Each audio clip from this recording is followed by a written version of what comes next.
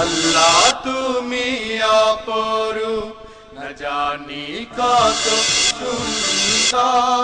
তোমায় আমি সপেছি প্রাণ, সপেছি এই অন্তর। আল্লাহ তুমি অপরূপ, না জানি কত সুন্দর। তোমায় আমি সপেছি প্রাণ, সপেছি এই অন্তর। আল্লাহ তুমি অপরূপ।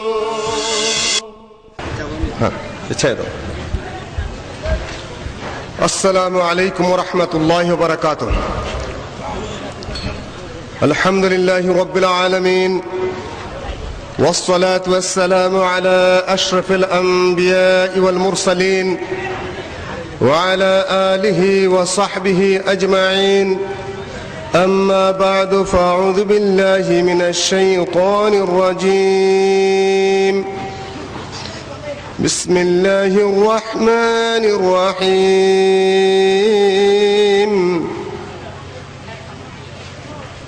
وإن من شيعته لإبراهيم إذ جاء ربه بقلب سليم إذ قال لأبيه وقومه ماذا تعبدون أئفكا آلهة دون الله تريدون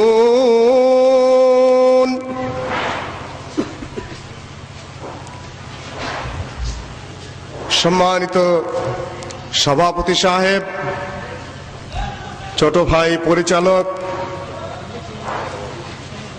ওলামায়ে কেরাম, জ্ঞানী গুণী চিন্তাবিদ,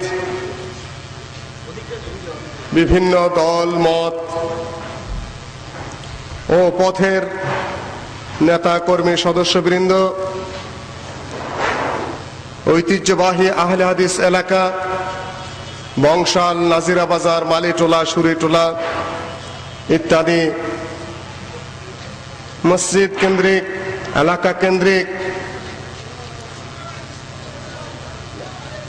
আজকের এই বিশাল দিনী সমাবেশে উপস্থিত বয়োজ্যেষ্ঠ মুরব্বিয়ান, সমবয়স্ক বন্ধুবর্গ, বয়োকনিষ্ঠ স্নেহাস্পদ পর্দার আড়ালে মা ও ভগ্নীগণ, আহলে হাদিস যুব সংঘ কর্তৃক আয়োজিত আজকের এই মহতি জলসায় আপনাদেরকে আন্তরিকভাবে স্বাগত জানাচ্ছি। বক্তৃতাটাকে কোন দিকে সাজাবো এখনো পর্যন্ত মাথায় গুছিয়ে আনতে পারিনি, তবে চিন্তা করছি মাসটা যেহেতু হজের মাস, ইব্রাহিম আলাইহিসসালামকে কেন্দ্র করে অনেক ইতিহাস, তার সাথে আহলে হাদিসের ইতিহাস, তিনটাকে একত্রিত করে সংক্ষেপে কিছু আলোচনা আপনাদের সম্মুখে উপস্থাপন করতে পারি কি না। ইব্রাহিম আলাইহিসসালাম নবীদের পিতা। আল্লাহ পাক বলেন, মিল্লাতা আবিকুম ইব্রাহিম হুয়া সাম্মাকুমুল মুসলিমিন ওয়া মা জাআলা আলাইকুম ফিদ-দীন মিন হারাজ। তোমাদের জন্য ধর্মের মধ্যে কোন ধরনের জটিলতা এবং অসুবিধা রাখা হয়নি, কেননা এটা তোমাদের পিতা ইব্রাহিম আলাইহিসসালামের জাতি, মিল্লাত, নেশন। মিল্লাত মানে হলো নেশন, জাতি। হুয়া সাম্মাকুমুল মুসলিমিন, যিনি তোমাদেরকে মুসলিম নাম রেখেছেন। অন্য আয়াতে এসেছে, ইন্না ইব্রাহিম কানা উম্মাতান কানিতা। ইব্রাহিম আলাইহিসসালাম ছিলেন অনুসরণকারী, অনুগত, আত্মসমর্পণকারী এক জাতি, এক নেশন, একাই নেশন, একাই এক জাতি, একাই মিল্লত, একাই এক উম্মত, এক আশ্চর্য ধরনের কথা। সম্মানিত সুধীবৃন্দ, কেন তাকে নেশন বলা হলো? কেন ইব্রাহিম আলাইহিসসালামকে একাই একটি জাতি বলা হলো? জাতি গঠন হয় বহু মানুষ নিয়ে, বহু ধর্ম নিয়ে, বহু ভাষাভাষী নিয়ে, ভৌগোলিক সমাজে অবস্থিত বহু মানুষ নিয়ে জাতি গঠন হয়। কিন্তু আল্লাহ বললেন ইব্রাহিম একাই জাতি, একাই নেশন, একাই কওম, একাই মিল্লাত, একাই উম্মত। কারণ কি? ধীর স্থির ভাবে একটু বোঝার চেষ্টা করবেন। ইব্রাহিম আলাইহিসসালাম জীবনে এত লড়াই একাই লড়েছেন, এত সংগ্রাম একাই করেছেন, প্রতিটা ক্ষেত্রে এতই পরীক্ষা দিয়েছেন, সাহসিকতার সাথে প্রতিটা জিনিস তিনি অতিক্রম করেছেন। কাজেই তিনি একাই জাতি, একাই এক নেশন। আউযু বিল্লাহি মিনাশ শাইতানির রাজীম। وَإِذِ ابْتَلَى إِبْرَاهِيمَ رَبُّهُ بِكَلِمَاتٍ فَأَتَمَّهُنَّ قَالَ إِنِّي جَاعِلُكَ لِلنَّاسِ إِمَامًا। তোমার রব وَإِذِ ابْتَلَى إِبْرَاهِيمَ رَبُّهُ بِكَلِمَاتٍ, ইব্রাহিমকে তার রব বহু কিছুতে পরীক্ষা করেছেন। ফাআতাম্মাহুন, প্রত্যেকটি পরীক্ষা ইব্রাহিম পাস করেছেন, ফেল করেন নাই। কি পরীক্ষা দিয়েছেন? ক্লাস 5 এর বৃত্তি পরীক্ষা, ক্লাস 8 এর বৃত্তি পরীক্ষা, এসএসসি পরীক্ষা, এইচএসসি পরীক্ষা, অনার্স পরীক্ষা, মাস্টার্স পরীক্ষা, বিসিএস পরীক্ষায় পাস করেছেন নাকি? কোন পরীক্ষা? وَإِذِ ابْتَلَى إِبْرَاهِيمَ رَبُّهُ بِكَلِمَاتٍ, ইব্রাহিমকে আল্লাহ পাক বহু পরীক্ষা করেছেন। কি কি পরীক্ষা? নবীদের পরীক্ষা অন্যরকম। রাসূলুল্লাহ সাল্লাল্লাহু আলাইহি ওয়াসাল্লাম বলেছেন, আশাদ্দুন নাসি বালাআন আল আম্বিয়া সুম্মা আল্লাযীনা ইয়ালুনহুম সুম্মা আল্লাযীনা ইয়ালুনহুম। সবচেয়ে বেশি পরীক্ষা নেওয়া হয় নবীদেরকে, সবচেয়ে বেশি কষ্ট দেওয়া হয় নবীদেরকে, সবচেয়ে বেশি দুঃখ সহ্য করতে হয় নবীদেরকে, সবচেয়ে বেশি বঞ্চনা এবং গঞ্জনা সহ্য করতে হয় নবীদেরকে। আশাদ্দুন নাসি বালাআন আল আম্বিয়া। তারপরে যারা তাদের চেয়ে একটু কম ভালো মানুষ তাদের, তার চেয়ে তারা আরো কম মানুষ তাদের, যাদের কোনো ধরনের দিন নেই, যাদের কোনো ধরনের ধর্ম নেই, যাদের কোনো ধরনের আকীদা নেই, যাদের কোনো ধরনের আদর্শ নেই, যাদের কোনো ধরনের আইডিওলজি নেই, যাদের কোনো নীতি নেই, সুযোগ সুবিধাবাদীদের কোনো পরীক্ষা নাই পৃথিবীতে। সকালে এক বল পাল্টায়, বিকালে আরেক লেবাস ধরে, দুপুরে আরেক পোশাক পাল্টায়, এক এক সময় এক এক গুলি ওড়ায়। এরা শুধু সুবিধাই পায়, সুবিধাই পায়, নবীরা তা পায় না। নবীরা এক কথা নিয়ে আসেন, এক কথার উপর অটল থাকেন, সেটাই প্রচার করেন, সেটাই প্রতিষ্ঠার সংগ্রাম করেন। সারা পৃথিবী তার বিরুদ্ধে চলে যায়, তোয়াক্কা করেন না। কাজেই তার উপর শুধু শাস্তি আর শাস্তি আসতে থাকে। প্রথম পরীক্ষা ঘরের থেকে। আমি বলেছি ইব্রাহিমকে নিয়ে, হজকে নিয়ে এবং আহলে হাদিসকে নিয়ে সংক্ষিপ্ত সময় একটা আলোচনা করব। প্রথম পরীক্ষা ঘর থেকে। বাবা আজর মূর্তির ব্যবসায়ী, ধর্মযাজক, তিনি ধর্মের নেতা, তিনি মূর্তি বানান এবং মূর্তির ফজিলত বয়ান করেন। এই মূর্তি নিয়ে যদি পূজা করো তাহলে বৃষ্টি হবে, এই মূর্তি নিয়ে যদি পূজা করো তাহলে তোমার ছেলের ভালো হবে, এই মূর্তি নিয়ে যদি পূজা করো তাহলে তোমার অমুক রোগ ভালো হবে। বাপের ব্যবসায়ী এটা। আজকালকার ধর্মযাজকরা যেটা করে থাকেন, একদিকে ইমামতি করেন, আরেকদিকে ওয়াজ নসিহত করেন, আরেকদিকে তাবিজের ব্যবসা করেন। এই তাবিজ যদি গলায় দাও বাচ্চার বিছানায় পেশাব করবে না, এইটা দিয়ে যদি সুতায় গিরু দিয়ে যদি হাতের মধ্যে বাঁধো তাহলে যুবকের স্বপ্ন দোষ হবে না। এই তাবিজ গলায় দিয়ে যদি কোর্টে যাও তাহলে হাকিমের মন নরম হয়ে যাবে, মামলায় ডিগ্রি পাবে। কোরআন শরীফের পাতা যদি খুলেন শেষের দিকে তাহলে দেখবেন যে শুধু তাবিজ আর তাবিজের বাক্স, ওর মধ্যে এই মাছের চোখের মতো, মাকড়সার জালের মতো কত রঙের যে ছবি আঁকা আছে। একজনে পড়লে দেখলে মনে করবে যে এই জন্যই বোধহয় কোরআন নাযিল হয়েছিল, আল্লাহর নবী বোধহয় এরকম নকশা বানায় দিয়ে গেছেন। বাবা ধর্মযাজক, ভণ্ড ধর্মযাজক, আমাদের দেশের তাবিজ ব্যবসায়ীদের মতো সে তার ব্যবসায়ী মূর্তির পুত্র, তার বিরোধী। বাবাকে জিজ্ঞাসা করে সাহসিকতার সাথে, মাযা তা'বুদুন, আব্বাজান আপনি এটা কিসের পূজা করেন? আতা'বুদুনা মা তানহিতুন, নিজে হাতে মাটিতে মূর্তি বানিয়ে সেটারই আপনি পূজা করেন? যাকে আপনি নিজে বানান তার পূজা করবেন না আপনাকে যিনি বানিয়েছেন তার পূজা করবেন? বাবা তো রাগে অস্থির, বলছে আর তুই বেশি কথা বলিস লারজুমান্নাক, পাথর মেরে মারবো তোকে। পুত্র বলে, যুক্তি যেখানে বন্ধ, ভক্তি যেখানে অন্ধ, যুক্তি সেখানে বন্ধ, আর দলিল যেখানে অচল, লাঠি সেখানে সচল। আজকে যদি আমি এখানে যুক্তির সাথে কথা বলি, তর্কের সাথে কথা বলি, দলিল দিয়ে কথা বলি, আপনাদের যদি পছন্দ না হয় তাহলে আমি একা আপনাদের সামনে কুলাইতে পারবো? সবাই লাঠি নিয়ে উঠবেন যে ধর বেটার এখান থেকে তারা। কেন আপনার যুক্তি মানবেন না, কোরআন হাদিস মানবেন না, দলিল মানবেন না, আমি একা তো কুলাইতে পারবো না। বাবা ধর্মযাজক, বাবার হাতে লাঠি আছে, বাবার হাতে সমাজ আছে, বাবার হাতে সরকারি শক্তি আছে, কাজেই লারজুমান্নাক, পাথর মারবো তোরে। সোজা কথা, যুক্তি ভুক্তির ধার আমি ধারে না। যা। ইব্রাহিম আলাইহিস সালাতু ওয়াস সালাম চলে গেলেন প্রথম বাধা তার ঘর থেকে। 2 নম্বর বাধা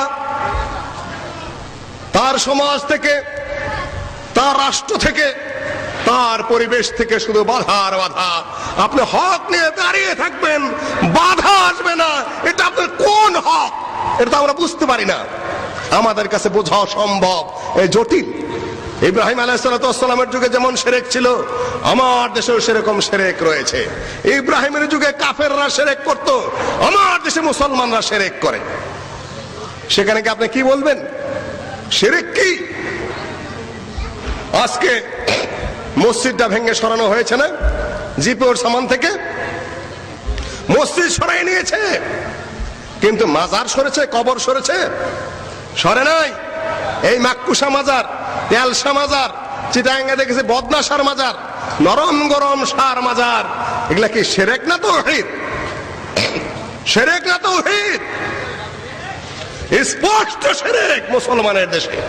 মূর্তির পরে মূর্তি বানানো হচ্ছে, মুসলমানের সম্পদ একোয়ার করে সেখানে কবরের পর কবর সাজানো হচ্ছে। কেউ বানাচ্ছেন 27 কোটি টাকা খরচা করে রাষ্ট্রের সম্পদ নষ্ট করে, কেউ বাজেট করছেন 35 কোটি টাকা জিত করে। কারো কারো কবরের ওখানে উন্মুক্ত ভাবে মহিলারা সেখানে প্রেম বিনিময় করছে, অথচ তারা আহলে হাদিস সমাজের মানুষ কেউ কেউ। আপনি বলতে পারবেন? যখন মিছিল নিয়ে বেরোন, কেউ বেরোইতেছেন কার? শাহজালালের কবর থেকে কেউ বেরিয়েছেন মিছিল নিয়ে। কেন ওইখান থেকে যদি মিছিল না বের হয়ে যায় তাহলে নির্বাচনে পাশ করবেন। কেউ কেউ বেরিয়েছেন তথাকথিত মিথ্যা কবর। বাইজিদ বুস্তামি কোনদিন তিনি ইরান থেকে এই বাংলাদেশে আসেন নাই, মিথ্যা কবর বানিয়ে নিয়ে ওইখান থেকে কেউ কেউ মিছিল বের করছেন, ধারণা যে কবর থেকে ফয়েজ আসবে, ফজিলত আসবে, এই সূত্রে ওনারা পাশ করে যাবেন নির্বাচনে। স্পষ্ট শিরক, জাতীয় শিরক। এখানে আপনি কিভাবে কথা বলবেন? আর যদি বেশি কথা বলেন তাহলে আপনাকে, যেহেতু আপনি আহলে হাদিস, আপনার বিরুদ্ধে বহুত মামলা দায়ের হয়ে যাবে, সেখান থেকে উদ্ধার পাওয়া আপনার জন্য কঠিন হয়ে যাবে। আমরা সেগুলার পরোয়া খুব কমই করে থাকি। সম্মানিত উপস্থিতি, মূর্তির বিরোধিতা তিনি করলেন। সবাই যখন মূর্তির মেলায় যাচ্ছে, বাবা ধর্মযাজক, ধর্মের নেতা, তিনি নেতৃত্ব দিচ্ছেন। ইব্রাহিমকে বলা হচ্ছে, ওরে ও ইব্রাহিম, চলো যাই মূর্তির মেলায় যাই। ইব্রাহিম বললেন, ইন্নী সাকিম, আমি তো অসুস্থ আছি, যেতে পারবো না। যাওয়ার পরে ইব্রাহিম আলাইহিস সালাম সব মূর্তিগুলা ভেঙে চুরে বড়টার ঘাড়ের মধ্যে কুঠার লাগিয়ে রেখেছে। কে করলো এগুলা? প্রমাণ হলো সামি'না ফাতান ইয়াযকুরুহুম ইউকালু লাহু ইব্রাহিম। আমরা শুনেছি একটা ছেলের কথা, যে ছেলেটা এই মূর্তিগুলো এগুলার সমালোচনা করে, এগুলার পূজা করা যাবে না, এগুলা অথর্ব, কোনো ক্ষমতা নাই, এগুলার পূজা করা উচিত না, এই সকল কথাবার্তা ইব্রাহিমকেই বলতে শোনা গেছে। তাহলে সেই করেছে। ইব্রাহিমকে জনসম্মুখে নিয়ে আসা হলো, জিজ্ঞাসা করা হলো, আনতা ফাআলতা হাযা বিআলিহাতিনা ইয়া ইব্রাহিম, ইব্রাহিম তুমি কি আমাদের এই ইলাহদেরকে এইভাবে ভেঙেছো?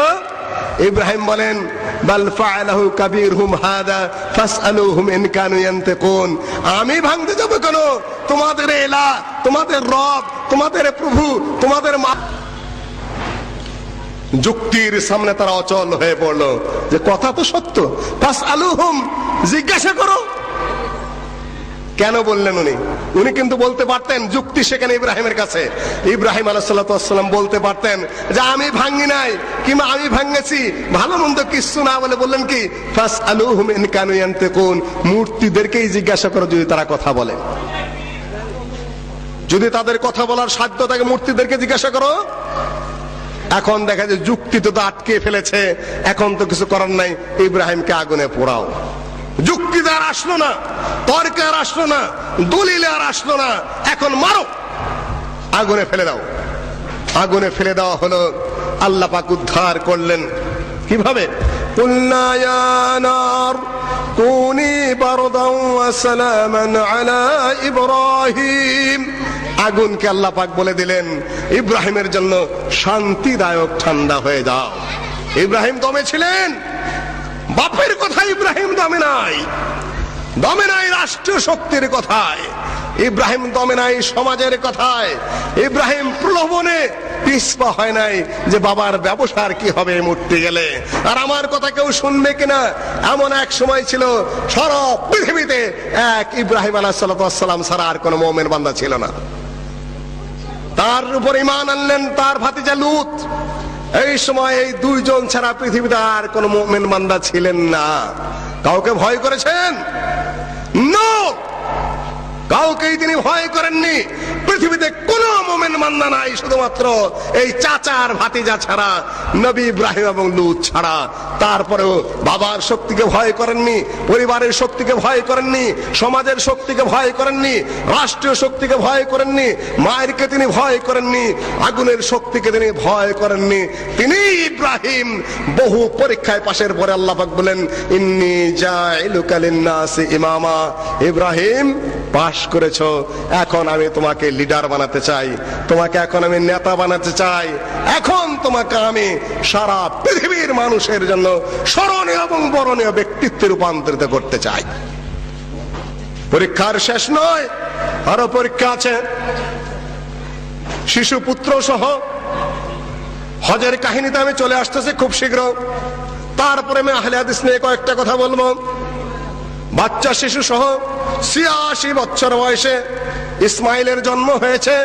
বাচ্চা শিশু সহ সেই ফিলিস্তিন থেকে, কানানিয়াত থেকে কাবার ঘরের পাশে রেখে যখন বিদায় নিচ্ছেন, আল্লাহর কাছে দোয়া করলেন, রব্বানা ইন্নী আসকানতু মিন যুররিয়াতি বিওয়াদ। হে আল্লাহ, আমি আমার সন্তান সন্ততি পরিবারকে, দুগ্ধপোষ্য শিশু এবং আমার স্ত্রীকে রেখে গেলাম তোমার কাবার ঘরের পাশে। রব্বানা ইন্নী আসকানতু মিন যুররিয়াতি বিওয়াদ গায়রি যী যার'ইন ইনদা বাইতিকাল মুহাররাম ربنا ليقيموا الصلاة فاجعل أفئدة من الناس تهوي إليهم وارزقهم من الثمرات لعلهم يشكرون। হে আল্লাহ, রেখে গেলাম দুগ্ধপুষ্য শিশু সহ। আমাদের যখন স্ত্রীদের সন্তান হয়, ডাক্তারের কাছে নিয়ে যায়, কত দায় নিয়োগ করে, কত সেবা শুশ্রূষা করে, কত ভালো খাবার দেয়, কত পাহারা দেয়। ইব্রাহিম আলাইহিস সালাম শিশু সন্তান সহ রেখে যাচ্ছেন আর আল্লাহর কাছে দোয়া করছেন, আল্লাহ তোমার ঘরের পাশে আমি আমার এই শিশু সন্তানকে, খাদ্য নাই, পানীয় নাই, জনমানব নাই, বিরান মরুভূমিতে ফেলে যাচ্ছি, আল্লাহ তুমি এদেরকে ফল দিয়ে আহার করিও, আর এই নগরীটাকে তুমি শান্তির নগরীতে রূপান্তরিত করো। আর এদিকে যেন জনমানবের একটু আনাগোনা হয়, কোন জনমানবের সেখানে আনাগোনা নাই, বিরান মরুভূমিতে কে যাবে। ইব্রাহিম আলাইহিস সালাম দোয়া করে চলে গেলেন। পানি শেষ, কাহিনী আপনারা জানেন, কাহিনী আমার লক্ষ্য নয়, শুধু ইশারা দিয়ে আমি আমার বক্তব্যে চলে যাচ্ছি।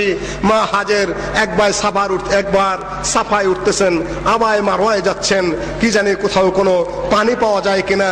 বাচ্চা শিশু পিপাসায় কাতর হয়ে চিৎকার করছে, বাচ্চা শিশুর ক্রন্দন। যারা বাবা তারাই জানেন যে একটু কানলে কেমন লাগে। সারা রাত মা জেগে থাকে, বাবা জেগে থাকে, ওই হয়রানির কথা মনে হয় না, পেরেশানির কথা মনে হয় না। বাচ্চা কাঁদছে, কেন কাঁদছে? যে কান্দে নিয়ে হাঁটেন, কখনো শোয়ান, কখনো বসেন, কখনো বাতাস করেন, সারা রাত স্বামী স্ত্রী জাগরিত ভাবে কাটান। এমন অবস্থায় পানির অভাবে বাচ্চা শিশু যখন চিৎকার করছে, সেখানে কেউ নাই, মায়ের অবস্থা কি হতে পারে? একবার সাফা পর্বতে, আবার মারওয়া পর্বতে। যারা হজে গেছেন তারা জানেন, এখন তো সমতল করে দিয়েছে, সমান করে দিয়েছে। তখন সমান ছিল না, সাফা পর্বত তখন অনেক উঁচায়, মারওয়া পর্বত তখন অনেক উঁচায়, নিচ দিয়ে উঁচা নিচা শুধু পাথর, হাঁটা যে কত কঠিন। মা হাজেরা পানির সন্ধান করছেন, খবর নাই, কোনো পানি নাই, কোনো লোকজন নাই। ফিরে আসার পরে দেখা গেল যে শিশু ইসমাইলের পায়ের গুতায়, পায়ের নিচ থেকে ঝর্ণা ধারা উঠেছে, তার নাম হলো জমজম। পানিটা বেড়া দিয়ে দিলেন, আটকিয়ে দিলেন। সেই ইব্রাহিম আলাইহিস সালাম দোয়া করেছিলেন, দোয়া কবুল হয়। দোয়া সাথে সাথে কবুল হতে হবে এমন শর্ত নাই, দোয়া কয়েক শত বছর পরেও কবুল হয়। দোয়া কবুল যদি আপনার না হয়, যা চান তা পেলেন না, আসমান থেকে অনেক বালা রহিত হয়ে যায়, সেটাও আপনি জানেন না। অনেকে দোয়া করেন যে দোয়া কবুল হয় না, দোয়া কবুল হয় না। দোয়া কবুল হয়, আজকে হতে হবে এমন কথা নাই। 100 বছর পরে হতে পারে, 200 বছর পরে হতে পারে, 500 বছর পরে হতে পারে, কিংবা দোয়ার কারণে আসমান থেকে কত যে বালা আপনার রহিত হয়ে গেছে, সে খবর তো আপনার কাছে নাই। কাজে দোয়া করে কোনোদিন নিরাশ হতে নাই।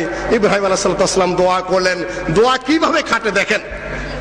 পানির হলো, পানি বেরিয়ে আসলো ওখান থেকে, দূর থেকে পাখিরা পানির খবর পেয়ে ওইদিকে উড়াউড়ি করে। জুরহুম কবিলা কোথা থেকে চলে এসেছে, ওরা দেখতেছে ওখানে পাখি উড়ে কেন, নিশ্চয়ই ওখানে পানি আছে না, পাখি উড়বে কেন? আস্তে আস্তে খুঁজতে খুঁজতে এসে দেখে যে হ্যাঁ, ওখানে পানি আছে। মা হাজারের কাছে ওরাও অনুমতি যাচ্ছে, মা আমাদেরকে কি এখানে একটু বসতি করতে দিবেন, থাকতে দিবেন? আল্লাহু আকবার। বিজন মরুভূমির এই দরিদ্র, এই অসহায় মহিলা এখন মক্কার রানী হয়ে গেলেন। অন্যরা এসে তার কাছে জমিদারি চায় যে আমাদেরকে কি এখানে থাকতে দিবেন? যে হ্যাঁ, মক্কার আশপাশে তোমরা থাকতে পারবে, কিন্তু পানির অধিকার দেব না। ওনারা বলতেছে যে আপনাকে আমরা খাদ্য দিব আর আপনি আমাদেরকে পানিও দিবেন। কিভাবে বিনিময় হয়? তারপরে পাখিরা এসে ওখানে ফলের বিচি ফেলানো শুরু করলো, পথিকেরা ওইখান দিয়ে যায়, পানি পান করে, পানির বিনিময়ে তারা খাদ্য দিয়ে যায়, ফলমূল দিয়ে যায়। ওখানে আস্তে আস্তে কিছু গাছপালা হলো। আল্লাহ ইব্রাহিম আলাইহিস সালাম দোয়া করেছিলেন, রব্বানা ইন্নী আসকানতু মিন যুররিয়াতি বিওয়াদিন গায়রি যি যার'ইন ইনদা বাইতিকাল মুহাররম রব্বানা লিয়ুকিমুস সালাহ ফাজআল আফইদাতাম মিনান নাস তাহওয়ি ইলাইহিম ওয়ারযুকহুম মিনাস সামারাত। লোকজন যেন এখানে আনাগোনা করে আর তাদেরকে তুমি ফল দিয়ে আহার করিও। হায় রে, ফল এই মরুভূমির দেশে কেউ যদি যেয়ে থাকেন, এই মক্কায়, এই মদিনায়, এই রিয়াদে, এত ফল, সারা পৃথিবীর ফল কোথা থেকে? এই খেজুর, আঙ্গুর, আখরুট, আপেল, কত রকমের ফল যে মক্কার এই মরুভূমির কাবার ঘরের এই সৌদি আরবের মরুভূমিতে ভরার ভরা। কয়টা খাবেন? ইব্রাহিম আলাইহিস সালামের দোয়া কবুল হয়েছিল। ইব্রাহিম আলাইহিস সালাম দোয়া করেছিলেন, রব্বানা ওয়াবআস ফীহিম রাসূলাম মিনহুম, হে আল্লাহ তুমি এদের মধ্যে রাসূল পাঠিও।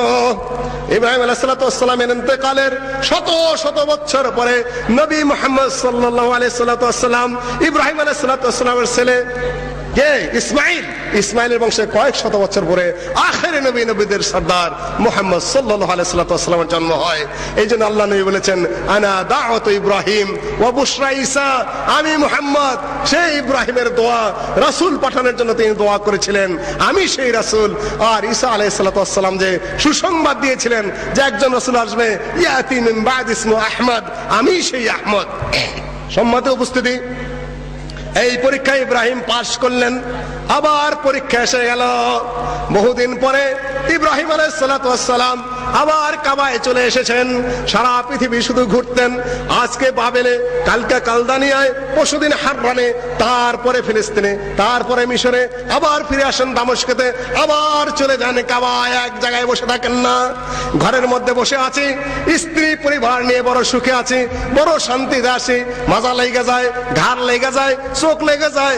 আয়ের কি হবে, দোকানের কি হবে, ব্যবসার কি হবে, বাণিজ্যের কি হবে, অর্থের ঘাটতি কথা গেল, শুধু চিন্তা করে। নবীরাও এই চিন্তা করেন না। আজকে যদি থাকেন বাবেলে, কালকে থাকেন হাররানে, পরশুদিন ফিলিস্তিনে, তারপরে মিশর, তারপরে দামেস্ক, তারপরে আবার কাবায়। বহুদিন পরে আবার কাবার দিকে ফিরে চলেছেন। কাকে দেখার জন্য? সন্তানকে দেখার জন্য চলে এসেছেন। তখন ইসমাইল আলাইহিস সালাম একটু হাঁটতে পারেন, 7, 8, 9 বছরের ছেলে।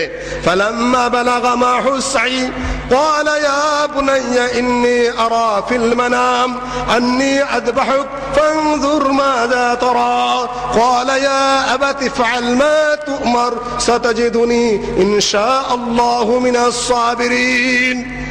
শিশু পুত্র রেখে গেলেন। যাওয়ার সময় স্ত্রী কত অভিযোগ করতে পারতেন। মা বোনেরা শুনুন, আপনাদের জন্য দুটা কথা এখানে বলে যাই। আপনাদের মতো স্ত্রী হলে স্বামীর তো তুলাধনা করে ফেলতেন। এই যাও কই, কোথায় রেখে যাইতাছ? সতীনের সাথে ঝগড়া, তুমি বড় সতীনকে প্রাধান্য দিয়ে আমাকে এখানে রেখে গেলা কেন? আমাকে খাইতে দেবে কে, থাকতে দেবে কে, পাহারা দেবে কে? তোমার মতো অপদার্থ স্বামীর কাছে আমার যে কেন বিয়ে হয়েছিল, 100টা কথা শুনে দিতাম আমরা আমাদের মা বোনরা হলে, তাই না? না, নবীর স্ত্রীরা তা করেন না। করলে তার জন্য সমস্যা আছে। আল্লাহ নবীর কাছে অভিযোগ করলো, আল্লাহ নবীর স্ত্রীরা দুঃখ কষ্ট করতে পারবো না, কাপড় চোপড় দিতে হবে, ভালো খাবার দিতে হবে, কসমেটিক দিতে হবে।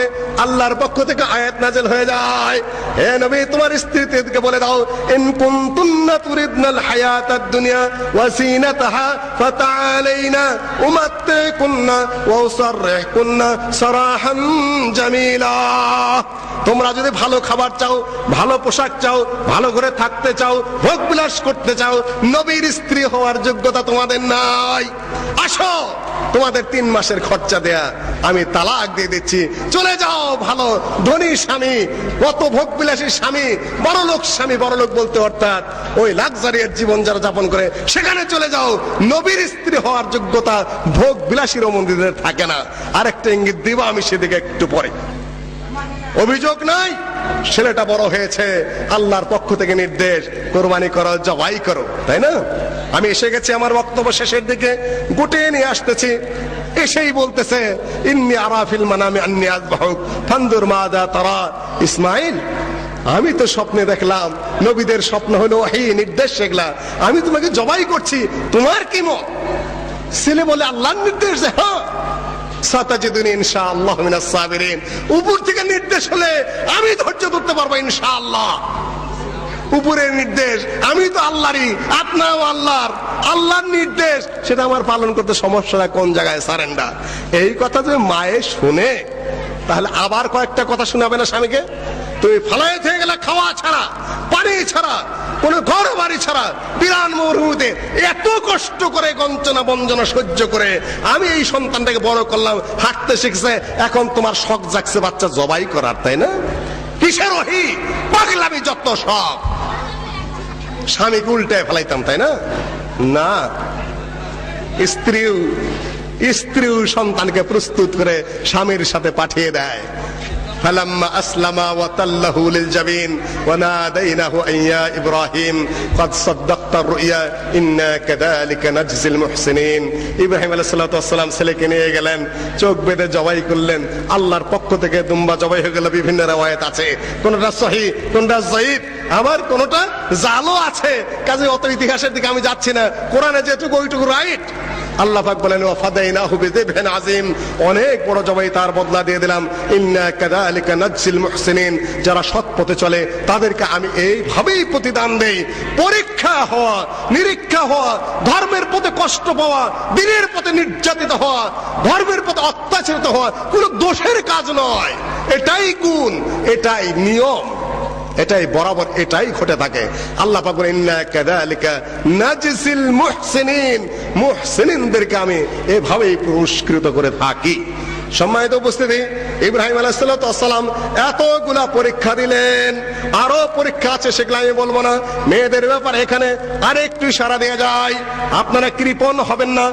এরপরে আবার ইব্রাহিম আলাইহিস সালাম চলে গেলেন কোথায়? ফিলিস্তিন, কোন দেশে?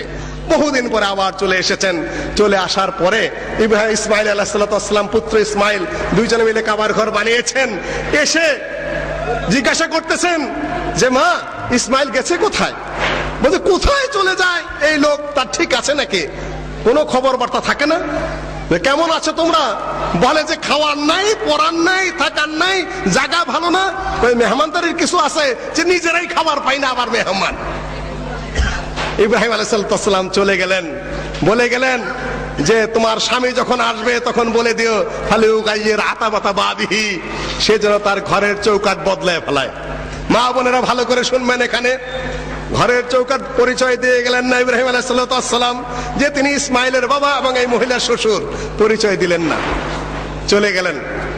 তারপরে আসার পরে মহিলা বলতেছে যে এইরকম এক লোক এসেছিল, এরকম আকৃতি, এরকম সুরত। ইব্রাহিম আলাইহিস সালাম আকৃতি, চেহারা কিন্তু আল্লাহর নবীর মতো ছিল। সহিহুল বুখারীতে হাদিস এসেছে যে ইব্রাহিম আলাইহিস সালামের চেহারা যদি দেখতে চাও তাহলে আমার দিকে তাকাও। দুইজনের চেহারা মিল ছিল। বলে যে এরকম এক লোক এসেছিলেন বহু দূর থেকে, তিনি জিজ্ঞাসা করলেন কেমন আছি, কি সমাচার, কিছু খাওয়া দাওয়ার চাইলেন। তুমি কি করেছো? যে দুনিয়ার যত অভিযোগ সব করে দিছি, তোমার কোনো হদিস নাই, খাওয়া নাই, পড়া নাই, টাকা নাই, নানান কষ্ট, নিজেরাই ভাত পাই না, আপনাকে আমার মেহমানদারি কথা এই সকল বলে দিছি। তাই নাকি? যে কি বলে গেছেন? যে ঘরের চৌকাঠ বদলাইতে বলছে। যে তার অর্থ হলো তুমি তালাক, যাও। নবীদের স্ত্রী বখিল হতে পারে না, তুমি নবীর স্ত্রী হওয়ার যোগ্য না। আবার কয়েক বছর পরে ইব্রাহিম আবার এসেছেন। আসার পরে ইসমাইল ঘরে নাই। জিজ্ঞাসা করতেছে মা তোমরা কেমন আছো? বলছে অনেক ভালো আছি। যে কি খাও? যে আমরা ফল খাই, গোস্ত খাই, পানি পান করি। আসলে কি জানেন, যাতে আত্মা ছোট হয়, যাতে মন ছোট হয়, যে মহিলার ঝগড়াইটা, যে মহিলার ফসাইটা, বুঝছেন, ঘরে খাওয়া দাওয়া থাকলেও ওরা ওই রকম করতেই থাকে, খেসর খেসর খেসর খেসর করতেই থাকে। আবার যারা একটু ভালো, নম্র, ভদ্র, ঘরে যদি কিছু নাও থাকে, এক গ্লাস পানি আপাতত বাড়াইয়া দেয়। একটা মেহমান আসছে, দুইটা কটু কথা বলে না, সুন্দরভাবে একটা কথা বলে তারপরে বিদায় করে, তাই না? নিজের ঘরের কেউ আসলে, নিজের ভাই বোনরা আসলে তো দুনিয়া বেশি আদর করে, তাই না? শ্বশুর বাড়ির কেউ আসলে হইলো খবর আছে। সম্মানিত উপস্থিতি, যেহেতু আসার পরে বললো যে না ভালো আছি, আপাতত অসন্তোষ প্রকাশ করে না, চোখ মুখটা কালো করে না, ওই বাতিলে বাতিলে ঠক ঠক করে না, চাকরে দুইটা চিৎকার করে গালি দেওয়া শুরু করে না যে মেহমানের বুঝাই দেয় তাড়াতাড়ি ভাগো, ওই অবস্থা না। উনি স্বীকার করে হ্যাঁ ভালো আছে আলহামদুলিল্লাহ, তো একটু মেহমানদারি করো। মেহমানদারি করলেন। ইব্রাহিম আলাইহিস সালাম বৌমার উপরে অত্যন্ত সন্তুষ্ট হলেন, দোয়া করে গেলেন, তাও পরিচয় দিলেন না, বলে গেলেন যে আসলে ছেলেটাকে বলো যে এই আকৃতির একটা লোক এসেছে এবং বলে গেছে ফালিউসবিত আতাবাতা বাবিহি, সে যেন তার ঘরের চৌকাঠ ঠিক রাখে, এই চৌকাঠ ঠিক আছে। আসার পরে বিবরণ দিচ্ছে এরকম এক লোকে এসেছিল, বলল সেই ফিলিস্তিন, শাম, সিরিয়া এলাকার থেকে এসেছে, কিছু মেহমানদারি চাইলো, জিজ্ঞাসা করলে কেমন আছি, কি জবাব দিয়েছো? যে ভালো আছি, ভালো থাকি, ভালো খাই, আলহামদুলিল্লাহ, শুকরিয়া করেছে এবং তাকে মেহমানদারি চেয়েছে, যা কিছু আছে তাই দিয়ে মেহমানদারি করছে, খুব খুশি হয়েছে, দোয়া করেছে। যে শেষে কি বলে গেছে? বলে গেছে ফালিউসবিত আতাবাতা বাবিহি, ঘরের চৌকাঠ ঠিক রাখতে বললো।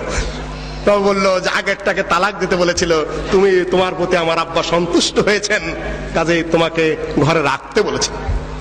মা বোনেরা, হে ছেলেরা, তোমরা শুনে নাও, বাবা মাকে যদি, বাবা মার সাথে যদি বৌমারা খারাপ ব্যবহার করে, সেটা উচিত না, সেটা জায়েজ নয়। সতর্ক করে দেও, অনেক এরকম কুলাঙ্গার সন্তান আছে, বউয়ের সন্তুষ্টি রক্ষার জন্য বাবা মার সাথে খারাপ ব্যবহার করে থাকে। শিক্ষা নাও এখান থেকে। وَقَضَى رَبُّكَ أَلَّا تَعْبُدُوا إِلَّا إِيَّاهُ وَبِالْوَالِدَيْنِ إِحْسَانًا। নবীদের জীবন থেকে তোমরা শিক্ষা নাও, আল্লাহ ছাড়া করে ইবাদত করা যাবে না, আর বাবা মাকে সবসময় ইহসান করতে হবে, সুন্দর কথা বলতে হবে। বৃদ্ধ হয়ে গেছে, তারা তো জ্বালাবেই, বৃদ্ধ হয়ে গেছে, খাইতে চাবে না, পড়তে চাবে না, দুইটা কটু কথা বলবে, যেখানে শুইতে বসবেন সেখানে শুবে না, দুইটা বলতেই থাকবে এটা করস না, ওটা করস না, সেটা করস না। ওষুধ খাওয়াইতেই আছেন, তারপর বলো ভালো ওষুধ আইনা দেশ না। ডাক্তারখানা নিতেই আছেন, তারপর বলো ভালো হাসপাতাল তুই আবার নিয়ে গেলি না। দোষ কইতেই থাকবে, এখানে বৃদ্ধ হয়ে গেছে, মেজাজ ঠিক নাই। কিন্তু ফালা তাকুল্লাহুমা উফ, যত কিছু করুক না কেন উফ শব্দ উচ্চারণ করা যাবে না। ওয়াখফিদ লাহুমা জানাহাদ দুল্লি মিনার রাহমা, তাদের সামনে বিনয়ের বাহু অবনত করে দাও। রুক্ষ হওয়াই যাবে না, শক্ত হওয়াই যাবে না, রূঢ় হওয়াই যাবে না, কঠোর হওয়াই যাবে না, সর্বাবস্থায় বিনয়ের বাহু অবনত করে দাও। ওয়াকুর রাব্বিরহামহুমা কামা রাব্বায়ানি সাগীরা, সর্বাবস্থায় আল্লাহর কাছে দোয়া করো, আল্লাহ শিশু অবস্থায় যেভাবে আমাদেরকে তারা অত্যন্ত দয়া করে, করুণা করে, কষ্ট করে লালন পালন করেছে, আল্লাহ তুমি কি করো, এদের উপর দয়া করো, রহম করো। সেই ইব্রাহিম আলাইহিস সালামের পরীক্ষা গেল হজের মধ্যে। এখন আমি চলে আসতেছি, হজের অধিকাংশই ইব্রাহিম আলাইহিস সালামের স্মৃতি। এই যে জবাই করবেন না কিছুদিন পরে, তাই না, কি এটা? আল্লাহর নবীকে জিজ্ঞাসা করা হলো, মা হাযিহিল উযহিয়া, এই জবাইটা কি? আল্লাহর নবী বললেন, সুন্নাতু আবিকুম ইব্রাহিম, তোমাদের পিতা ইব্রাহিমের সুন্নত। কোন সুন্নত? ওই যে ইসমাইলকে জবাই করেছিলেন সেই সুন্নত। তার বিনিময়ে আজকে আমরা গরু কুরবানি করি, ছাগল কুরবানি করি। আচ্ছা, গরুর মতো তো রিয়া থাকতে পারে, তাই না? ছাগলের মধ্যে তো রিয়া থাকতে পারে, তাই না? টাকা পয়সা আছে, 1 লাখ টাকা দিয়ে গরু কিনলেন, পত্রিকায় ছবি দিয়ে দিলেন, অমক হাজী সাহেবের গরু, গলায় লকেট লাগাইয়া, তাই না? এই ছেলেরা তোমরা একটু না পিছনে যাও, কথা বলো না। আচ্ছা, লাখ টাকার গরু কিনা, গলায় লকেট দেওয়া, অমক হাজী সাহেব, অমক সাহেবের গরু দিয়া দিলেন, তারপর ফ্রিজে পচায় পচায় মাসের পর মাস খাইলেন, তাই না? কিন্তু ছেলে যদি কুরবানি করতে বলা হয়, কে করবেন? কোন কয়জনে করবেন? কেউ করবেন না। কেন? ওখানে রিয়া নাই, ওখানে পুত্র সরাসরি কুরবানি করতে হবে, তাই না? মা হাযিহিল উযহিয়া সুন্নাতু আবিকুম ইব্রাহিম, সাফা মারওয়া দৌড়ানো, মা হাজরের স্মৃতি, এটা খেয়াল রাখতে হবে। ইব্রাহিম আলাইহিস সালামের হজের যে বিধি বিধান ছিল সব তারা বদলে ফেলেছিল। কাবার ঘরের তওয়াফ করতে উলঙ্গ হয়ে, ল্যাংটা হয়ে তওয়াফ করা শুরু করে দিয়েছিল। ইব্রাহিম নবী মুহাম্মদ সাল্লাল্লাহু আলাইহি সাল্লাম আবার সেগুলাকে পুনরুদ্ধার করেছেন। সব বিবরণ আমার লক্ষ্য না। হজের মাস, কদিন পরে হজ হবে, হজের মূল তাকবীর কি? হজের মূল তাকবীর কি? আল হজ্জ আরাফা, হজের মূল হলো আরাফার মাঠ। আর হজের সবচেয়ে বড় নিদর্শন কি? হজের সবচেয়ে বড় নিদর্শন তাকবীর, লব্বাইক আল্লাহুম্মা লব্বাইক, লব্বাইক লা শারীকা লাক লব্বাইক, ইন্নাল হামদা ওয়ান নি'মাতা লাকা ওয়াল মুলক লা শারীকা লাক, লব্বাইক আল্লাহুম্মা লব্বাইক, হে আল্লাহ আমি হাজির, লব্বাইক লা শারীকা লাক, আল্লাহ আমি হাজির, তোমার কোনো শরীক নাই, ইন্নাল হামদা ওয়ান নি'মাতা লাকা ওয়াল মুলক, তোমার জন্য এই প্রশংসা, রাজত্ব তোমার, লা শারীকা লাক। এইটা হলো হজের তাকবীর, হজের ধ্বনি, হজের তালবিয়া। হজ হলো সাম্যের শিক্ষা দেয়। রাজা যাক, বাদশা যাক, প্রেসিডেন্ট যাক, প্রধানমন্ত্রী যাক, আর ভিক্ষুক হজ যাক না কেন, সবার পোশাক কি? সবার পোশাক একই, সাদা কাপড়ের পোশাক। ধনী দরিদ্রের মধ্যে কোনো পার্থক্য নাই। আর ঈদের তাকবীর কি দিবেন? ঈদের তাকবীর আল্লাহু আকবার, আল্লাহু আকবার কাবীরা, লা ইলাহা ইল্লাল্লাহু, আল্লাহু আকবার, আল্লাহু আকবার, লিল্লাহিল হামদ। আল্লাহ তুমি মহান, তুমি বড়, তুমি শ্রেষ্ঠ, তাই না? শোনা যায় আওয়াজ? ঈদের তাকবীর শোনা যায়? শোনা যায় না, শোনা যায় না। মুসলমানের শরম করে, বলে তাকবীরুল্লাহ আলা মা হাদাকুম, আল্লাহর তাকবীর দিতে মুসলমানের শরম করে। তাকবীরের আওয়াজ শোনা যায় না। কিন্তু নির্বাচন আসতেছে সামনে, মানুষের তাকবীরের ধ্বনি তোমার আমার মার্কা, হুক্কা হুক্কা যখন শুরু করবেন না ভাই, বাংলার আকাশ বাতাস মুখরিত হয়ে পড়বে। আল্লাহর নামের তাকবীর আমার মুখ দিয়ে বের হয় না, আমার শরম করে, আমার লজ্জা করে, আমি কুণ্ঠিত হই, আমি কুঞ্চিত হয়ে পড়ি। আল্লাহর নির্দেশ, তাকবীর দাও, আল্লাহু আকবার বলো। এটা কি? ঈদের নিদর্শন, হজের নিদর্শন, তাওহীদের নিদর্শন। আপনি হজ করবেন, তাকবীরের ধ্বনি দিয়ে আসবেন, বাংলাদেশে ফিরে এসে আপনি শিরক করবেন, এটার নাম হজ নয়। বিদায় হজের ভাষণটা একটু শুনিয়ে দেই, তার সাথে আহলে হাদিসের যোগ করব। 10 মিনিটের মধ্যে, 10 থেকে 15 মিনিটের মধ্যে আমি আমার বক্তব্য গুটিয়ে নিয়ে আসছি, যেহেতু 3টা বিষয় একখানে করছি। বিদায় হজ্জের মৌসুমে আল্লাহ নবী একটা গুরুত্বপূর্ণ ভাষণ দিয়েছিলেন। নবীর সেই ভাষণ সরাসরি আমি আপনাদেরকে শুনিয়ে দিচ্ছি, সেখান থেকে কিছু শিক্ষণীয় বিষয় আপনাদের জন্য রয়েছে। আহলে হাদিস প্রসঙ্গে 5-10 মিনিট বলে আমি আমার বক্তব্যের ইতি টানছি। আল্লাহ নবীর ভাষণ, সরাসরি ভাষণ। পৃথিবীতে কত মানুষের ভাষণ শুনেছেন নাকি? গেটিসবার্গ অ্যাড্রেস, গণতন্ত্রের উপরে আব্রাহাম লিঙ্কনের বিখ্যাত ভাষণ, শেখ মুজিব সাহেবের 7ই মার্চের ভাষণ, বিখ্যাত ভাষণ, মৌলানা ভাসানীর বিখ্যাত ভাষণ, পৃথিবীর বহু বিখ্যাত ভাষণ রেকর্ড করে রেখেছেন। প্রেসিডেন্ট জিয়াউর রহমানের ভাষণ রেকর্ড করে লিখেছেন। বেগম খালেদা জিয়ার ভাষণ, তাই না, দিনে দিনে বাজাচ্ছেন। হাসিনার ভাষণ, তাই না, সাবেক প্রধানমন্ত্রী, তাই না, ভাষণ রেকর্ড করে বাজাচ্ছেন। আল্লাহ নবীর ভাষণ শুনতে ইচ্ছা করে? জীবনে এমন টাইম আসবে বৈজ্ঞানিকরা সব ভাষণ মেশিন দিয়ে ধরবে। বৈজ্ঞানিকরা সব অতীত ভাষণও কি করবে? ধরে ফেলবে মেশিন দিয়ে। তখন ইনশাআল্লাহ সেদিন বেশি দূরে নয় যেদিন আল্লাহ নবীর ভাষণও হয়তো অতীত থেকে তারা টেনে নিয়ে এসে মেশিনে রেকর্ড করে হয়তো আপনাদেরকে শোনাবে। তো সত্য হবে না মিথ্যা হবে তা জানি না, ভুয়া কাহিনীও তো কতজনে নবীর নামে ছেড়ে দেয়, তাই না? হতে পারে, তবে তারা আশা করে ধরতে পারবে। আল্লাহ নবী ভাষণ দিলেন, আল্লাহ নবী দৃষ্টি আকর্ষণ করলেন, তোমরা শোনো, তোমরা কোন মাসে বিরাজ করছো? কোন মাসে? সাহাবীরা মনে করলেন যে আল্লাহ নবী ওদের ভুলে গেছে কোন মাস। তো বললেন যে এটা যুলহজ মাস। রাইট, তোমরা কোন কোন জায়গায় বিরাজ করছো? যে হারাম এলাকায় বিরাজ করছি, আমি মক্কার পবিত্র স্থানে বিরাজ করছি। যে এই হারামের মাসে বিরাজ করছো। আইয়ু শাহরিন হাদা ওয়া আইয়ু ইয়াউমিন হাদা, কোন দিনে তোমরা অবস্থান করছো? যে হজের দিনে আমরা অবস্থান করছি। গুরুত্ব আরোপ করলেন প্রথম, যে কোন সময়, কোন দিন, কোন মাসে, কোন অবস্থায় তোমরা রয়েছো। সবাই বললেন যে হজের দিনে, মুহররম নাকি যুলহজ মাসে, এই গুরুত্বপূর্ণ সময় আমরা এই জায়গায় উপস্থিত হয়েছে। আল্লাহ নবী বললেন তাহলে তোমরা শোনো, ধীর স্থির ভাবে শোনো। ইন্নী লা আরানি আজতামু ফি হাদাল মাকানে আবাদা, আমার মনে হচ্ছে যে আমি যেন দ্বিতীয়বার আর তোমাদের সামনে এই জায়গায় আর আসবো না। বুঝতেছেন কথা? আমার যেন মনে হচ্ছে যে দ্বিতীয়বার তোমাদের সামনে এই জায়গায় আমার আর দেখা হবে না। তার অর্থ কি? মৃত্যুর সময় আসন্ন হয়ে গেছে। আর কোন বাবাও যদি সন্তানদেরকে বলে যে আমার বোধহয় মৃত্যুর সময় কাছে এসেছে, বাবা তোমরা আমার পাশে এসে বসো, আমি কিছু কথা বলবো, শোনো, সন্তানরা শুনে না। আর সেখানে আল্লাহর নবী নিজে বলতেছেন ইন্নী লা আরানি আজতামু ফি হাদাল মাকানে আবাদা, তোমরা শোনো। কয়েকটা নসিহত করে গেলেন। 1 নম্বর, আলা ফালা তারজিউ বাদি দালালান ইয়াদরিবু বা'দুকুম রিকাবা বা'দ, আমার পরে তোমরা গোমরা হয়ে যেও না, পথভ্রষ্ট হয়ে যেও না, যে পরস্পরে মারামারি করবে, নিজেরা খুনাখুনি করবে। আমরা মেনেছি সেই ভাষণ। হজে তো আমরা সবাই যাব, হজের থেকে ফিরে এসে খালি মারামারি করব, তাই না? কিছুদিন আগে কি প্রচন্ড মারামারি, তাই না? যারা মারলেন তারা গাজী হলেন, আর যারা মরলেন তারা কি হলেন? শহীদ হয়ে গেলেন। অথচ 2 দলই মুসলমান না, কোন দল কাফের ছিল? কোন দল কাফের ছিল?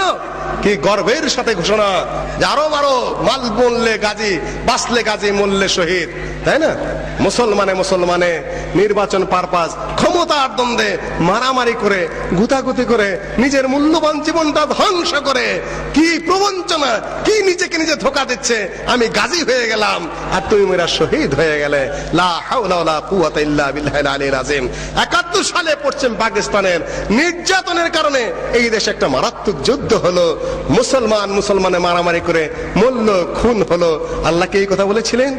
ইরাক ইরান যুদ্ধে লক্ষ লক্ষ মানুষ মারা গেল, আল্লাহকে এই কথা বলেছিলেন? অসম্ভব।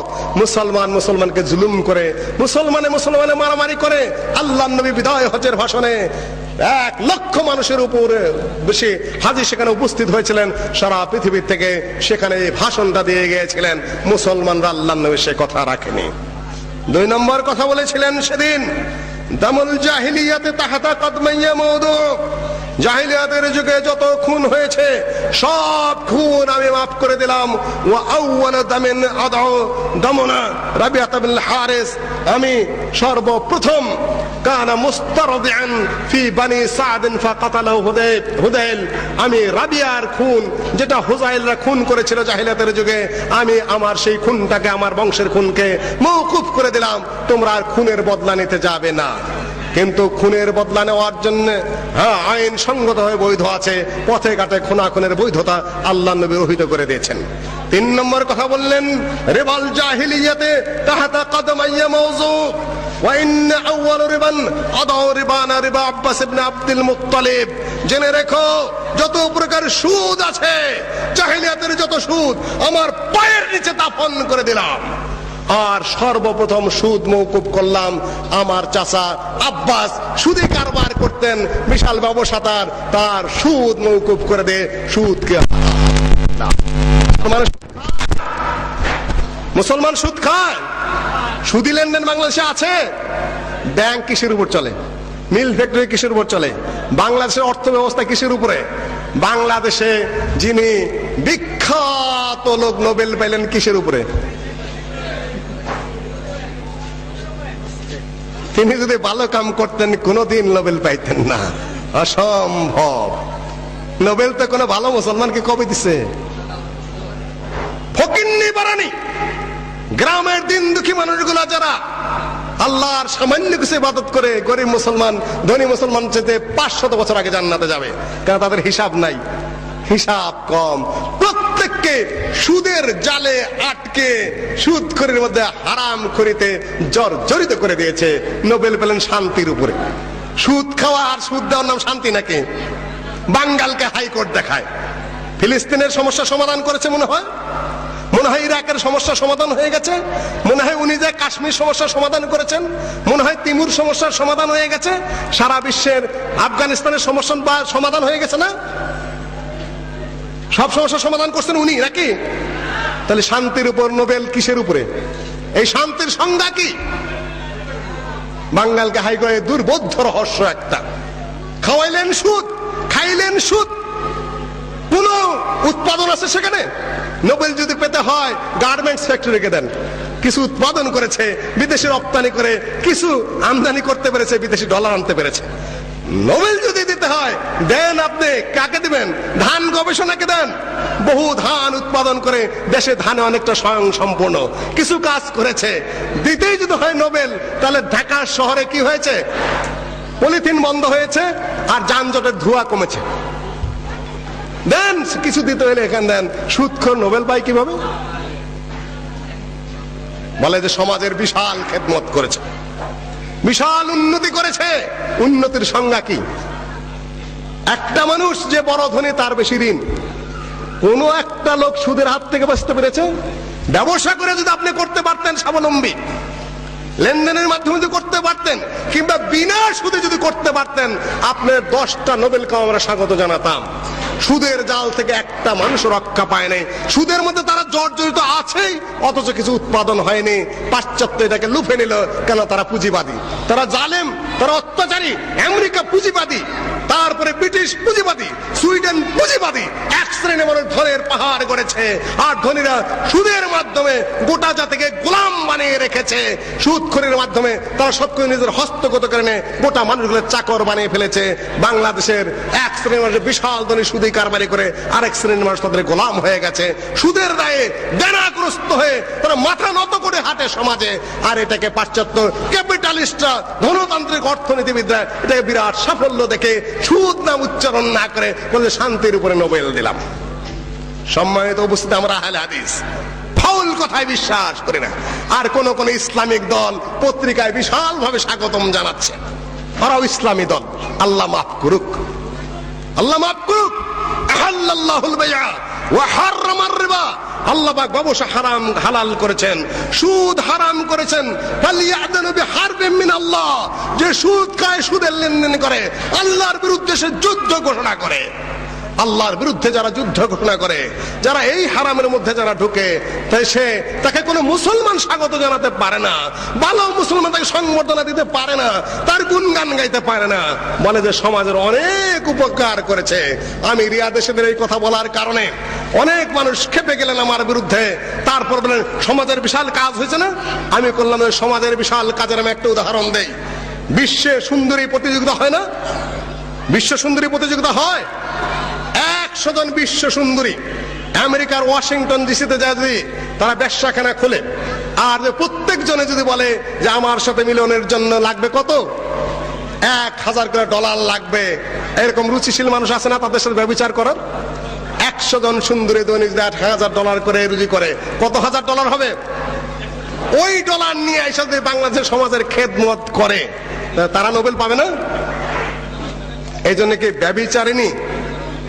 ব্যভিচারিণী মুসলমানের জন্য কি সম্বর্ধনা পাবে?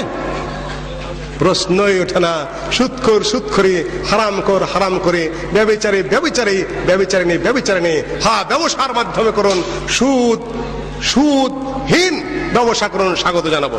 আহলে হাদিস নিয়ে 5 মিনিট কথা বলতে হবে। আহলুল হাদিস সবসময় সত্য কথা বলে, নির্বিঘ্নে কথা বলে। রাসূলের যুগ থেকে এই পর্যন্ত যুগে যুগে নির্বিঘ্নে সাহসী চিত্তে মাথা উঁচু করে যারা কথা বলে এসেছে, কারোর সাথে আপোষ করে নাই, তারা আহলুল হাদিস। সাহসিকতার সাথে কথা বলেছেন ইমাম মালিক। তাকে যখন বলা হলো যে জবরদস্তি করে তালাক দিলে তালাক হয় কি না, তিনি বললেন তালাকুল মুকরাহ লাইসা বিশাই, জবরদস্তি তালাক দিলে তালাক হবে না। তৎকালীন শাসক তাকে গাধার পিঠে উল্টা করে চড়িয়ে তারপরে হাতে পাথর বেঁধে শহর দিয়ে ঘুরালেন। ইমাম মালিক তখন বললেন মান কানা ইয়ারিফুনি ফায়ারিফুনি ওয়া মান লাম ইয়ারিফনি ফালিয়ারিফনি, আনা মালিক ইবনে আনাস ওয়া ক্বাদ উমিরতু আন আকুলা বিজাওয়াজ তালাকুল মুকরাহ ওয়া লা আকুলু বি ওয়া আকুলু তালাকুল মুকরাহ লাইসা বিশাই। আমি আনাসের বেটা মালিক, ইমাম মালিক বলতেছেন দেখো আমাকে কিভাবে অপমান করা হচ্ছে, শাস্তি দেওয়া হচ্ছে। আমাকে শাসক বলেছে যে জবরদস্তি তালাক দিলে তালাক হবে, আমি বলেছি হবে না, আমাকে শাস্তি দেওয়া হচ্ছে। ইমাম মালিককে, ইমাম আবু হানিফাকে জেলখানায় বিষ প্রয়োগ হত্যা করা হয়েছে। ইমাম হাম্বলের কথা জানেন আপনারা? তিনি বলেছিলেন, মামুনুর রশিদ বাদশা বলেছিল মুতাজিলি হয়ে গেল, অতি দার্শনিক হয়ে পড়ল যে কোরআন সৃষ্ট কি সৃষ্ট না। ইমাম আহমদ হাম্বল বললেন আল্লাহ যেমন চিরন্তন, তার বাণী তেমন চিরন্তন, তার কালাম তার সিফত, তিনি চিরন্তন, কোরআন সৃষ্ট নয়। কোরআন আল্লাহর সিফত, কালাম আল্লাহর সিফত। সব মৌলবীরা মায়ের ধরে, মায়ের ভয়ে আর পুরস্কারের লোভে মামুনুর রশিদের পক্ষ নিয়ে ইমাম আহমদ হাম্বল দাঁড়িয়ে থাকলেন। 3 সরকারের আমল পর্যন্ত তাকে জেল খাটতে হলো। জেলের মধ্যে ইমাম আহমদ হাম্বলকে চাবুক মারা হয়েছে।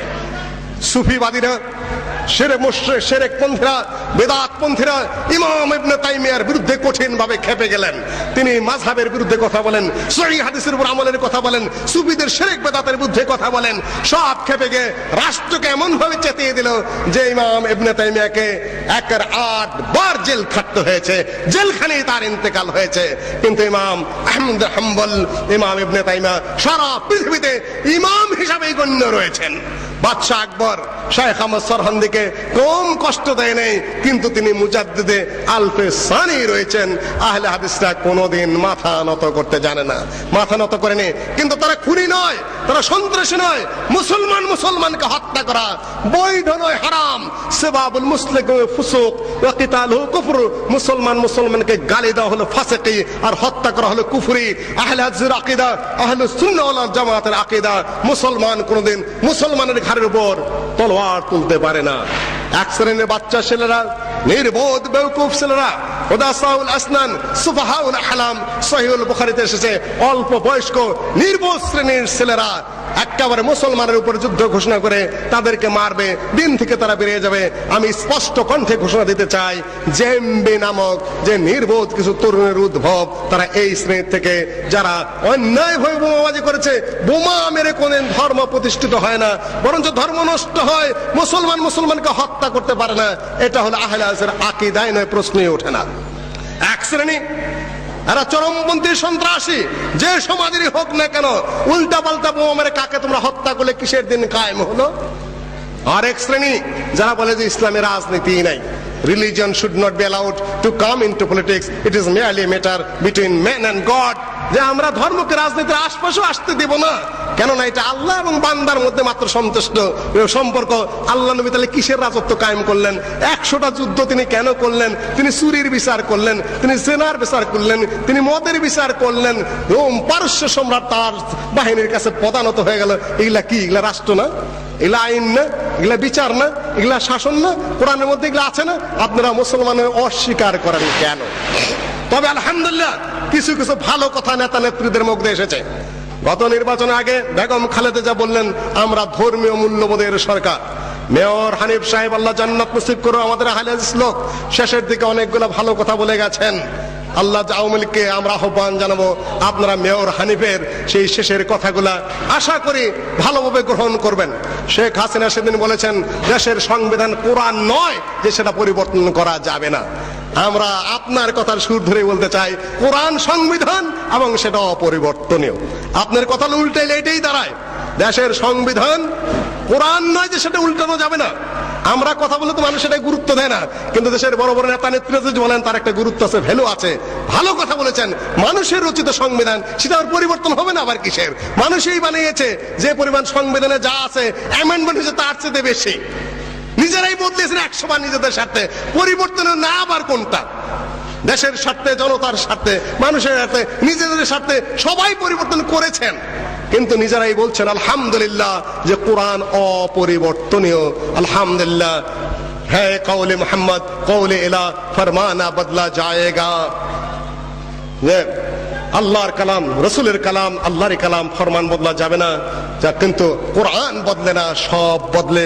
আশা করি কোরআনের যে সংবিধান, কোরআনের যে আইন, বিচার, শাসন, আমরা কোন দলের বিরুদ্ধে নই।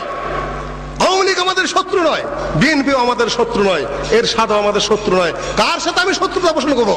আমি ধর্মের কথা বলি, আমার আবার শত্রুকে? ভালো কথা বলে আমার আবার শত্রুকে? আমাদের আহলে হাদিসের কোনো শত্রু নেই আল্লাহর রহমতে। আলহামদুলিল্লাহ সত্য কথা বলিষ্ঠ ভাবে বলি, খালেদা যদি ইসলাম প্রতিষ্ঠা করে আমার কোনো আপত্তি নাই। শেখ হাসিনা একটা ভালো কথা বলেছেন, আলহামদুলিল্লাহ আমার কোনো আপত্তি নাই। মেয়র হানিফ ভালো কথা বলেছেন, কোনো আপত্তি নাই। আমাদের মুক্তাঙ্গনের ব্যবস্থা করেছিলেন আমাদের মেয়র সাদেক হোসেন খোকা সাহেব, অনেক ঝড় উত্থান পতন সাংঘাতিক অসুবিধার মধ্যে পড়েছিলাম। আমাদের খালাতো ভাইরা পল্টন ময়দান দখল করে রেখেছিলেন। সাদেক হোসেন খোকা সাহেব উনি নিজ গুণে ভিতরে ভিতরে ময়দানটা রেডি করে দিয়েছিলেন। আলহামদুলিল্লাহ তার জন্য আমরা দোয়া করি। আমাদের কোনো শত্রু নাই, আমাদের সবাই বন্ধু। স্পষ্ট ভাবে আমরা শুধু দিনের কথা বলি, ধর্মের কথা বলি, ইসলামিক রাজনীতির কথাই বলি। আমরা এই জন্যই আহলে হাদিস। কেউ যদি বিরক্ত হন, কেউ যদি বেজার হন, আপনার দুর্ভাগ্য সেটা, এটা আমাদের দুর্ভাগ্য নয়। সম্মানিত উপস্থিতি, আমাদেরকে প্রশ্ন করা হচ্ছে আমরা জিহাদ করেছি এদেশে। আর 5 মিনিটে আমার বক্তব্য শেষ করবো। আহলে হাদিসের একটু পরিচয় না তুলে ধরলেন নয়। আমরা শিখদের বিরুদ্ধে জিহাদ করেছি, আহলে হাদিসরা তার নেতৃত্ব দিয়েছে। এখানেও আহলে হাদিসের লিডার ছিলেন হাজী বদরুদ্দিন, যার উপাধি ছিল বট্টু হাজী। সেই বট্টু হাজী মুজাহিদ আন্দোলনের নেতা ছিলেন। এই বংশাল মসজিদের পত্তন তার হাতে। আর আপনারাই আজকাল বলেন ইসলামের রাজনীতি নাই, ইসলামের রাজনীতি নাই, ইসলামে যুদ্ধ নাই, জিহাদ নাই। আশ্চর্য ব্যাপার, আপনাদের এখানকার মুজাহিদ বট্টু হাজী, হাজী বদরুদ্দিন, তিনি বংশাল মসজিদের প্রতিষ্ঠাতা। ব্রিটিশ পুলিশের ভয়ে পালিয়ে পালিয়ে থাকতেন। টিন এখান থেকে চামড়া রপ্তানি করতেন কলিকাতায়, কলিকাতাতে টিন নিয়ে বিক্রি, আঙে বিক্রি করতেন ঢাকায়। আপনারা অস্বীকার করছেন কেন? এই সন্ধ্যা বগুড়ার সন্ধ্যাবাড়ি, টাঙ্গাইলের ওই একালু, তারপরে ধরেন রাজশাহীর নাটোরের ওই দেয়া কি করে পদ্মা নদীর তীর দেয়া খালি আহলে হাদিস আর আহলে হাদিস কেন হলো? ওইখান দেয়া আহলে হাদিস মুজাহিদরা শিখদের বিরুদ্ধে, ইংরেজদের বিরুদ্ধে ক্যাম্প করেছিল। আহলে হাদিস শুধুমাত্র কয়টা ওয়াজের নাম নয়, শুধু আমিন রফরেদের নাম নয়, সর্বপ্রথম জিহাদ মুভমেন্ট যারা করেছিলেন, ইংরেজদের বিরুদ্ধে যুদ্ধে যারা লড়েছিলেন, তারা আহলে হাদিসরাই। পরে দেখুন কেয়ামউদ্দিন আহমদের ওয়াহাবি মুভমেন্ট ইন ইন্ডিয়া, পরে দেখুন বিচারপতি মওদুদের ওহাবি আন্দোলন, পরে দেখুন তাজকিরে সাদেকা, পরে দেখুন, তারপরে পরে দেখুন হিন্দুস্তান কে পহলে ইসলামী তাহরিক মাসুদ আলম নদভীর, আপনারা পরে দেখুন শাহ মোহাম্মদ সৈয়দ আহমদ বেলু এন্ড হিজ মিশন, এটা পরে দেখুন আবুল হাসান আলী নদভী, তিনি হানাফি হওয়া সত্ত্বেও সিরাত সৈয়দ আহমদ লিখেছেন, ইদা হাব্বাত রিহুল ঈমান লিখেছেন। জিহাদ আন্দোলন যেটা 7 খণ্ডে বাংলায় অনুবাদ হয়েছে ইসলামিক ফাউন্ডেশন থেকে। পরে দেখুন আহলে হাদিসের ইতিহাস, পরে দেখুন আবুল মনসুর আহমদ সাহেবের আমার দেখা রাজনীতির 50 বছর, যিনি আবুল মনসুর আহমদ সাহেব সরোয়ার্দী মন্ত্রিসভার ডেপুটি প্রাইম মিনিস্টার ছিলেন। তার সরোয়ার্দী বাইরে গেলে তাকেই প্রধানমন্ত্রী বানিয়ে যেতেন। তিনি কে? তিনি আহলে হাদিস ধানীখোলার, তারই ছেলে ডেইলি স্টারের সম্পাদক মাহফুজ আনাম সাহেব, প্রথম আলোর আহলে হাদিস বংশের সব, আবুল কালাম শামসুদ্দিন সাহেব আহলে হাদিস, শেখ মুজিব সাহেবও আহলে হাদিস সমাজেই থাকতেন, প্রেসিডেন্ট জিয়াউর রহমান এখানেই আপনাদের বংশাল নাজিরা বাজারের প্রেসিডেন্ট জিয়াউর রহমান আহলে হাদিস সমাজের, কামরুজ্জামান সাহেব জাতীয় নেতা আহলে হাদিস সমাজের, মোল্লা আকরম খাঁ যার হাতে পাকিস্তান প্রতিষ্ঠিত হয়েছে 1941 সাল থেকে 1951 সাল পর্যন্ত, মুসলিম লীগের সভাপতি মৌলানা আকরম খাঁ তারই হাতে পূর্ব পাকিস্তান হয়েছে। কিন্তু আহলে হওয়ার অপরাধে আপনারা সেই ইতিহাস স্বীকার করেন না, ইতিহাস বিকৃত করেন। তিনি মুসলিম লীগের পদত্যাগের পরে আল্লামা কাফি সাহেবের বড় ভাই আব্দুল্লাহ আল বাকি সাহেব মুসলিম লীগের প্রেসিডেন্ট 52 সালে 53 সালে। আজকাল বংশালের আহলে হাদিসরা ভাইয়েরা বলেন যে না, আহলে হাদিসের মধ্যে কোনো রাজনীতি নাই। আর কাফি সাহেব পাকিস্তানের শাসন সংবিধান কে লিখেছিলেন? কে লিখেছিলেন? পাকিস্তানের ইসলামী শাসন সংবিধান কে লিখেছিলেন? আল্লামা কাফি সাহেব লিখেছিলেন। এখনো রয়েছে কি পুরাতন কপি। ধনমন্ডল রকমারি ফর্মুলা কে লিখেছিলেন? ইসলামী রাষ্ট্রের রূপরেখা কে লিখেছিলেন? কাফি সাহেবই প্রথম লেখক ইসলামী সাহিত্যের। কেউ যদি দাবি করে আহলে হাদিসের লেখক ছিল না, আমরা শুরু করছি, অসম্ভব মিথ্যা কথা। আহলে হাদিসরাই শুরু করেছে। শাসনতন্ত্র কমিশন থেকে প্রশ্ন করা হয়েছিল 40টা যে কাফি সাহেব, দেশের আলেম সাহেবরা, আপনারা যে ইসলামের শাসনতন্ত্র চান, সংখ্যালঘুর কি হবে, ব্যাংকের কি হবে, পররাষ্ট্রনীতির কি হবে, এইটা কি হবে, সেইটা কি হবে। বাংলাদেশে কি আর পাকিস্তানে কি আর আলেম ছিল না?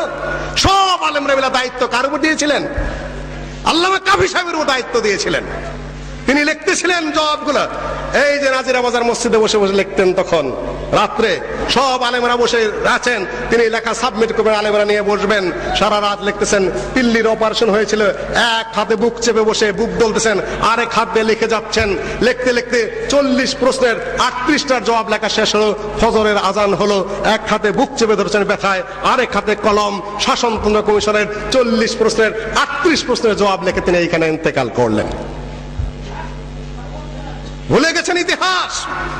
আপনাদের হাজী বদরুনের ইতিহাস ভুলে গেছেন, কাফি সাহেবের ইতিহাস ভুলে গেছেন, জীবনের সবকিছু ভুলে গেছেন, আকরম খাঁকে ভুলে গেছেন, নিজেরা হারিয়ে পড়েছেন। কাজে আহলে হাদিসকে নিয়ে আজকে কত খেলা। আজকে আহলে হাদিসকে জেএমবি সাজায়। কয়েকজন ফালতু ছেলেপেলে কোথায় বোমা মেরেছে, এজন্য আহলে হাদিসের অপরাধ কোথায়? এদেশে 3 কোটি আহলে হাদিস বসবাস করে, হয় উড়ে মাটি ফেটে বেরোনি। তারা রিফিউজি নয় এদেশের, তারা এদেশে খাজনা দেয়, তারা এদেশে ট্যাক্স দেয়। তুমি কে কোথাকার নওয়াবজাদা সলিমুল্লাহ যে আহলে হাদিসকে জেএমবি সাজিয়ে নাটক করো?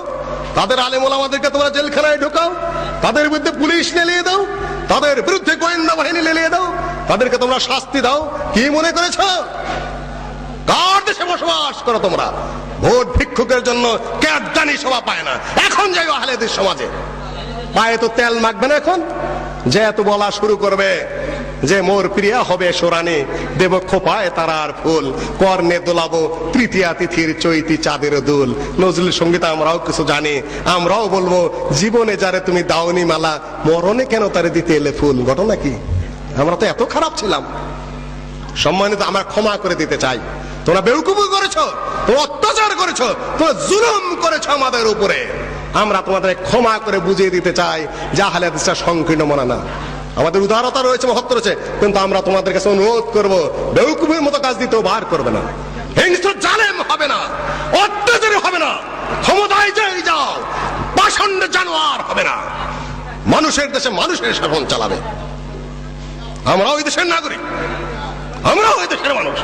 তুমি কে অত্যাচার করার? তোমার খাই না পড়ে। সম্মানিত উপস্থিতি, দায়িত্ব দিয়ে রাষ্ট্র চালানের, ক্ষমতা দিয়ে অত্যাচারের তোমার হাতে দেওয়া হয়। আপনারা সচেতন হন। অত্যাচারের দুরস্থান সালাম দিয়ে ঠুকে সারতে পারবে না। আপনাদের বিরোধ রয়েছে, দ্বিমত রয়েছে, বোধ শক্তির অভাব রয়েছে, জাগরণের অভাব রয়েছে। এই সারা শুদ্ধ আমরা কয়েক ভাই লড়েছি আহলে হাদিসের স্বার্থে নির্বিঘ্নে, কিন্তু বংশাল এলাকা আপনারা হারিয়ে গিয়েছিলেন, খুঁজে পাই নাই। 5 টাকা চাঁদা দিতে আপনারা ভয় পাইতেন যে কি জানি আবার যে এমবি সাজাই কিনা, গোয়েন্দা বাহিনী দেখা ফেলা। আরে ভাই দেখুক না, করুক না, শাস্তি যাবে কোথায়? এই দেশেই তো বসত করতে হবে তাদের, নাকি? আমরা তো তোমার কাছে ভোট চেতে যাবো না, তুমি আসবে আমার কাছে 2 দিন পরে। তুমি কোথায় যাবে? আমারও অত্যাচার করে তুমি কোথায় পালাবে? আমি তো দেশের নাগরিক, আমার ক্ষমতা আছে, তোমার তো ক্ষমতা নাই। তুমি তো আমার কাছে ভোট ভিক্ষা চাবে। সম্মানিত কাজ যারাই ক্ষমতায় যাও দ্বিতীয়বার করো না। আল্লাহ বরদাস্ত করেন না, গজব নাযিল করেন তিনি অত্যাচারের উপরে। কিন্তু আপনাদেরকে সচেতন হতে হবে, অন্যায়ের বিরুদ্ধে, অত্যাচারের বিরুদ্ধে সোচ্চার কণ্ঠস্বরের অধিকারী হতে হবে। পালানো তো যাবে না, পালান কেন আপনারা? ময়দানে সোচ্চার থাকবেন, সরগরম থাকবেন। আমরা আহলে হাদিসকে রাজনৈতিক ভাবে আবার সচেতন করতে চাই, কেন আমাদের ভোট নিয়ে ভাগ হয়ে যায় কয়েক ভাবে, তারপরে সবাই ক্ষমতায় যা আমাদেরকে চুষে মারে অত্যাচার করে, হিসাবে ধরে না। কেন আমরা 3 কোটি আহলে হাদিস যদি একত্রিত হয়ে এক প্ল্যাটফর্মে দাঁড়িয়ে হুঙ্কার ছাড়ি, কারো বাবার সাধ্য আছে একটু শব্দ করে দিচ্ছে, সেই আহ্বান জানাইতে চাই। গত নির্বাচনে আমরা বুঝেছি নির্যাতন কাকে বলে, অত্যাচার কাকে বলে।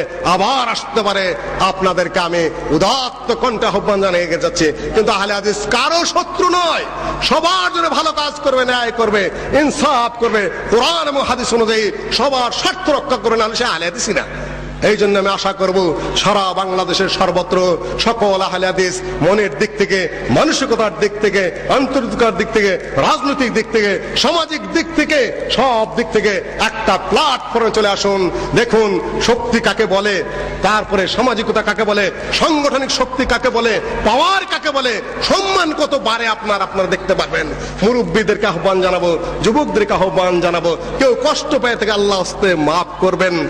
أقول قولي هذا واستغفر لي ولكم أجمعين والسلام عليكم ورحمة الله وبركاته.